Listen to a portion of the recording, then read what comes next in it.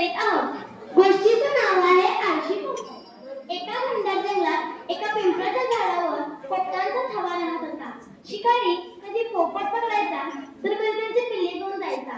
त्यामुळे एक दिवस त्या सर्वांनी दुसऱ्या झाडावर जाण्याचा निर्णय घेतला। खूप दूरवर त्यांनी एक ताडाचं झाड शोधून काढलं।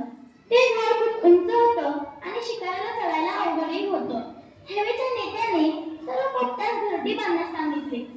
सर्व पोपट नवीन जागा बघून खूप खुश होते आणि मोठ्या खुशीने गाणी म्हणत होते।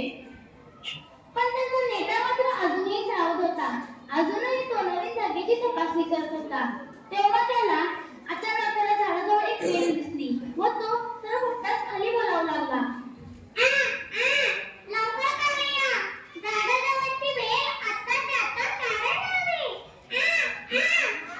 सगळे पोपट आपापल्या घरच्यांमध्ये आराम करत होते।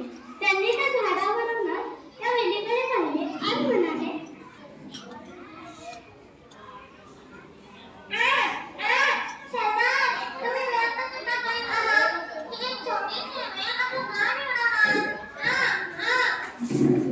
ती वेल काढून टाकण्याची आवश्यकता नेता त्या सगळ्यांना सांगू लागला आणि तो म्हणाला, ती वेल छोटी आहे। काही दिवसानंतर ती दाट दोरीसारखी बनेल आणि मी शिकाऱ्याला चढण्याचं साधन बनेल। मग शिकारी आपल्या गटांपर्यंत सहज पोहोचतील आणि मग आनंद होईल। म्हणून हिला आत्ताच्या आत्ता काढायला हवे। सगळे पोपट आपापल्या घरट्यामध्ये आराम करत होते। त्यांना आपल्या करमणुकीमध्ये कोणत्याही गोष्टीचा आठवण नको होता। ते आपल्या नेत्याचे बोलणे दर दुसऱ्या दिवशीवर टाळत राहिले। टाळता एक दिवस ती वेल मजबूत दोऱ्यासारखी बनली। तेव्हा त्या पोपटाने त्या वेलीला धरण्याचा खूप प्रयत्न केला, पण त्यांना यश आले नाही।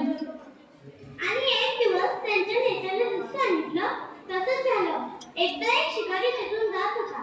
त्याने त्या वेलीकडे पाहिले आणि तो त्या वेलीच्या सहाय्याने त्या झाडावर चढला। बिचारे पोपटांची पिल्ले घेऊन गेला। त्या पोपटांना फक्त बघत बसल्याशिवाय काहीच उपाय नव्हता। आपल्या नेत्या